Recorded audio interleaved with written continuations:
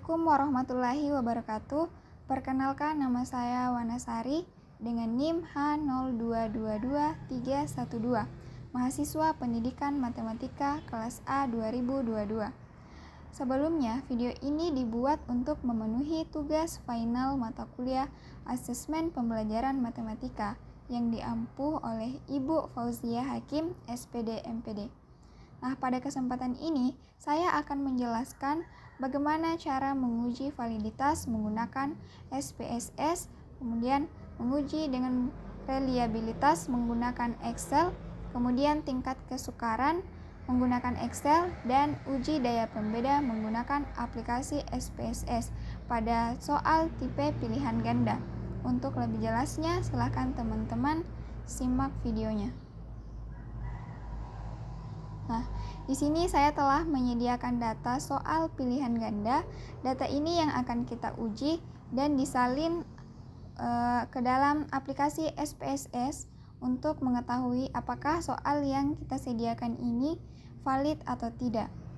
Nah, langkah pertama untuk menguji validitas soal tersebut, yaitu yang pertama kita blok sampai dengan skor total, kemudian langsung saja kita copy, kemudian kita masuk ke dalam aplikasi SPSS, kemudian langsung saja kita paste. Nah, kemudian klik variabel view, kemudian name-nya kita ganti. Untuk lebih memudahkan, kita blok, kemudian Ctrl F, kemudian klik replace, kemudian ketik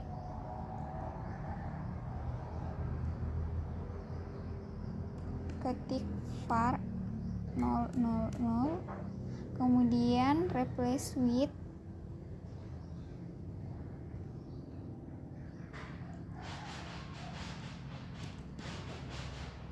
kemudian replace with, tulis soal, kemudian replace all.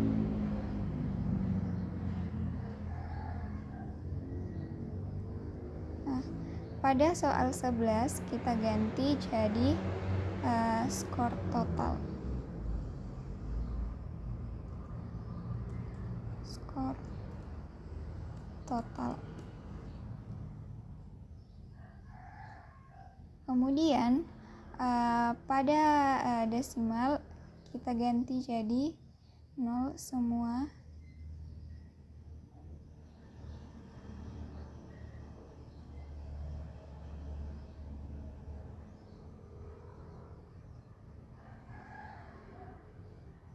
Kita ganti semuanya jadi 0.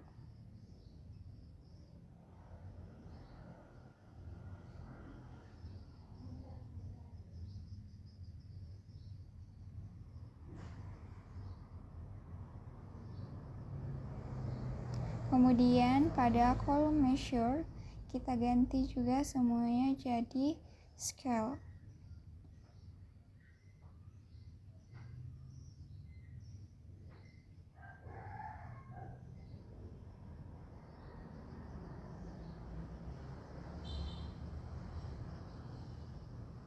Nah, setelah semuanya kita sudah ganti, kita kembali klik ke data view, kemudian klik analyze, kemudian pilih correlate, kemudian pilih bivariate. Kemudian kita tekan Ctrl A untuk memindahkan semua ke variabelnya, ke kolom variabel. Kemudian klik option, kemudian pilih mains, kemudian klik continue, tekan OK.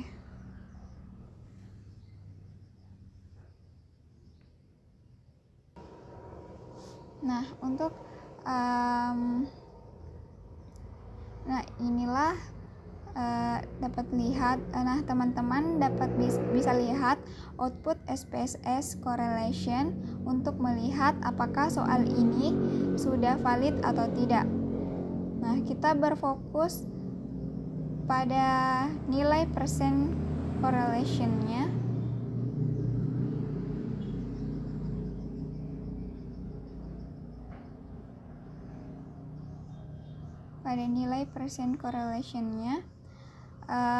Kemudian nilai signifikannya. Untuk lebih memudahkan kita bisa lihat pada output SPSS paling bawah.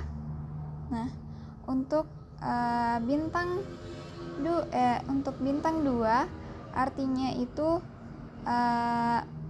taraf signifikannya 0,05. Nah, untuk bintang 1 itu taraf signifikannya 0,05 dan bintang 2 itu 0,01. Dapat disimpulkan bahwa soal 1 valid, soal 2 terdapat bintang 1 juga valid, soal 3 begitupun juga valid, soal keempat tidak valid karena tidak memiliki bintang, soal kelima valid, soal keenam valid, soal ke-7 tidak valid, soal ke-8 valid, soal ke-9 tidak valid, soal ke-10 valid. Nah, di sini dapat kita simpulkan bahwa data yang sudah kita uji tadi, kita uji validitasnya, bahwa terdapat ada beberapa soal yang tidak valid dan yang valid hanya 7. Kemudian kita lanjut pada uji reliabilitas menggunakan Excel. Nah, tadi kita sudah ketahui bahwa telah kita uji validitasnya bahwa terdapat 7 soal valid dan 3 soal tidak valid. Nah, uji reliabilitas ini digunakan untuk mengetahui tingkat konsistensi pada keterandalan instrumen. Nah, uji reliabilitas ini hanya dilakukan pada butir soal yang valid saja. Nah, butir soal yang valid yaitu soal 1, soal 2, 3, 5, 6, 8, dan 10. Dan soal yang tidak valid itu nomor 4, 7, dan 9. Kita tidak masukkan karena untuk mengetahui tingkat reliabilitasnya itu hanya soal yang valid saja. Nah, uji reliabilitas hanya dilakukan pada butir soal yang valid saja untuk tes pilihan ganda untuk menggunakan KR21 ataupun menggunakan skala 01. Dalam artian yang menjawab benar itu mendapat nilai 1 dan yang menjawab salah itu mendapat nilai 0. Nah, untuk menguji tingkat reliabilitasnya kita tuh menggunakan rumus. K per K dikurang 1 dikali 1 dikurang M dikali K dikurang M per K dikali ST pangkat 2, di mana K-nya itu sama dengan jumlah item dalam instrumen, M-nya itu sama dengan mean skor total atau rata-rata, dan ST itu varians totalnya. Nah, untuk lebih lanjut kita masuk pada Excel, kita cari satu-satu dulu. K-nya itu, di mana K-nya itu tadi jumlah item dalam instrumen. Oke, di sini kita mulai di mana K itu tadi jumlah item dalam instrumen. Nah, data yang soal yang kita ingin uji reliabilitasnya itu hanya 7 karena dari 10 soal kan hanya 7 yang valid, yaitu 7. Kemudian K dikurang 1 itu sama dengan 7 dikurang 1. Enter. Terus untuk mencari rata-rata skor totalnya itu menggunakan rumus sama dengan average, kemudian blok skor total, kemudian balas kurung, enter. Kemudian K dikurang M itu sama dengan 7 dikurang M-nya itu sama dengan enter. Terus varians totalnya yaitu menggunakan rumus sama dengan tik var terus blok skor total kemudian balas kurung enter. Nah, kemudian K dibagi K dikurang 1 itu sama dengan K-nya 7 dibagi K dikurang 1 itu sama dengan, kemudian M itu sama dengan M-nya itu 4 kali K dikurang M-nya itu 3 sama dengan 12, kemudian sama dengan K-nya itu 7 dikali varians totalnya itu yang ini enter. Terus sama dengan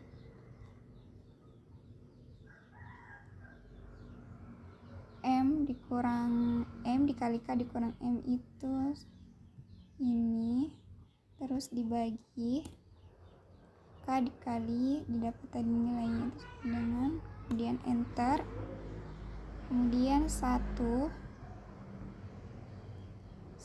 dikurang M kali K dikurang M dibagi K dikali varians totalnya itu ini tadi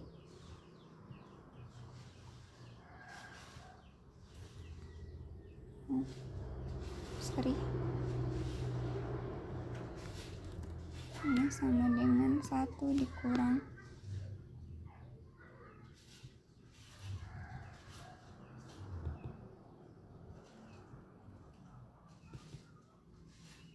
sama dengan 0,73. Nah, didapatlah hasil. Nah, kembali kita lihat pada rumus tadi, yaitu untuk mencari reliabilitasnya itu K dibagi K dikurang 1. Kita tadi sudah dapat nilainya, yaitu K dibagi K dikurang 1 itu 1,1667. Dan untuk 1 dikurang M dikali K dikurang M per K dikali varians totalnya yaitu didapat tadi itu didapat tadi 0,73. Jadi untuk reliabilitasnya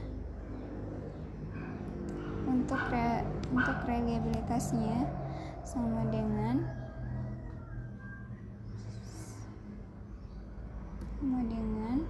K dibagi K dikurang 1 kali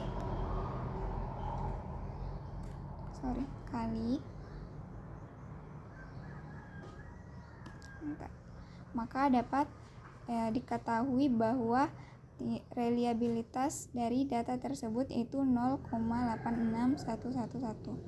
Nah, kita dapat melihat interpretasi dari reliabilitas, yaitu dimana ketika reliabilitasnya itu 0,80 sampai dengan 1,00 itu sangat tinggi, dan kemudian 0,60 sampai dengan 0,80 itu kategorinya tinggi. Dari interval 0,40 sampai dengan 0,60 itu kategorinya sedang, 0,20 itu lebih kecil, dan 0,40 itu kategorinya rendah, dan jika kurang dari 0,20 itu sangat rendah. Nah, kita tadi dapat hasil reliabilitasnya yaitu 0,8611, maka masuk di kategori sangat tinggi.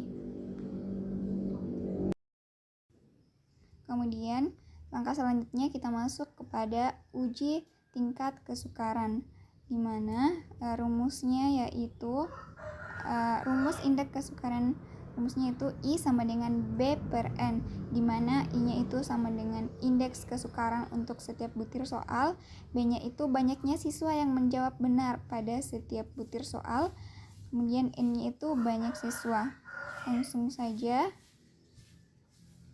Nah, untuk mengetahui jumlah benar pada setiap siswa, dapat kita menggunakan rumus, yaitu sama dengan sum, kemudian kita blok. Kemudian untuk memudahkan, kita tarik ke kanan untuk mengetahui jumlah yang menjawab benar pada setiap butir soal. Nah, untuk mencari indeks kesukarannya itu menggunakan rumus B per N, di mana B-nya tadi itu jumlah menjawab yang benar dan N-nya itu jumlah siswa. Kita menggunakan rumusnya, yaitu sama dengan jumlah menjawab yang benar pada setiap butir soal, yaitu 6, terus jumlah siswanya itu 12, kemudian enter, itu sama dengan 0,5. Nah, untuk memudahkan, kita tinggal tarik saja ke kanan.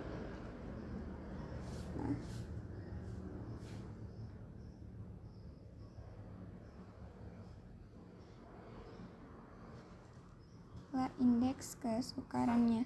Nah, untuk mengetahui kategorinya, nah indeks kesukarannya itu dari rentang 0 sampai 0,30 itu masuk dalam kategori sukar. Dari interval 0,31 sampai 0,70 itu kategorinya masuk sedang. Nah, dari 0,71 sampai dengan 1,0 itu masuk dalam kategori mudah. Nah, untuk memudahkan kita mengetahui setiap kategori dalam setiap soal tersebut, maka kita menggunakan rumus sama dengan if 0,5 lebih kecil 0,3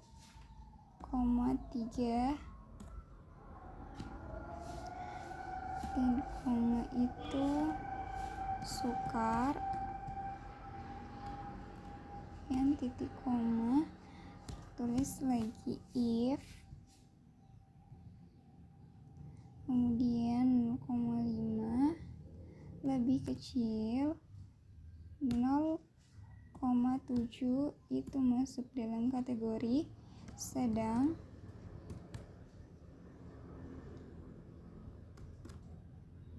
kemudian tulis if lagi karena sampai dengan 3,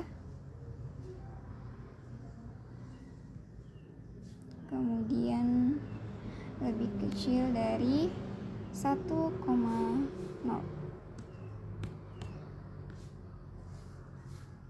0 titik koma itu masuk dalam rentang kategori mudah. Kemudian kita balas kurung itu sebanyak 3 kali karena ada 3.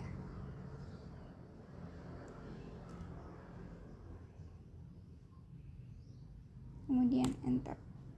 Nah, di sini soal 1 itu masuk dalam kategori sedang. Nah, untuk mengetahui dari setiap soal, kita langsung saja tarik ke kanan.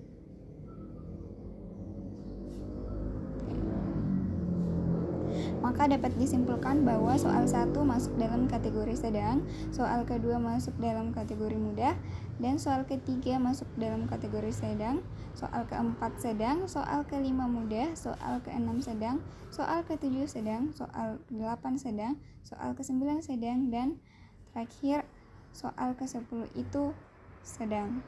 Nah, langkah selanjutnya. Nah, di sini setelah kita menguji tingkat kesukarannya, selanjutnya kita menguji daya pembeda menggunakan aplikasi SPSS.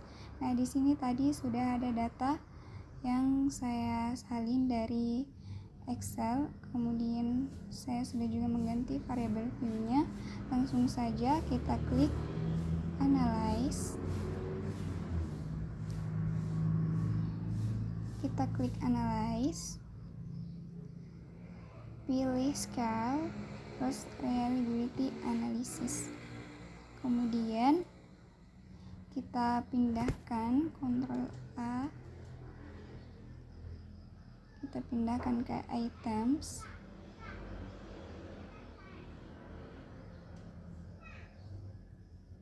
kecuali skor total kita kembalikan